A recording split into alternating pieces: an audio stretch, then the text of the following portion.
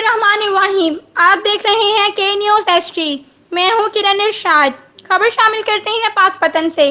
پاک پتن سے ہمارے نمائندہ خصوصی حفیظ ملک کی رپورٹ کے مطابق پاک پتن کریانہ ایسوسی ایشن کی انتظامیہ کے بجا چھاپوں کے خلاف ہڑتال۔ ڈپٹی کمشنر آفس کے باہر بازوؤں پر سیاہ پٹیاں باندھ کر احتجاج۔ اسسٹنٹ کمشنر عارف والا اور نائب تحصیلدار پاک پتن دکاندار کو ناجائز ہراساں کرنے اور گودام سیل کرنے کی مذمت کرتے ہیں۔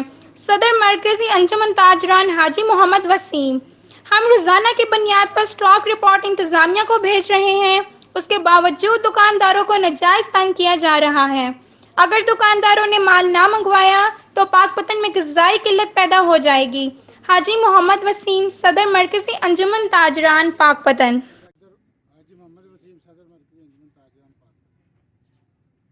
ہماری ڈی سی صاحب سے یہ میٹنگ میں طے ہوا تھا کہ جو بھی چیز آپ کھانے پینے کی باہر سے منگواتے ہیں اس کی اسٹاک ڈیلی رپورٹ ہمیں آپ مہیا کریں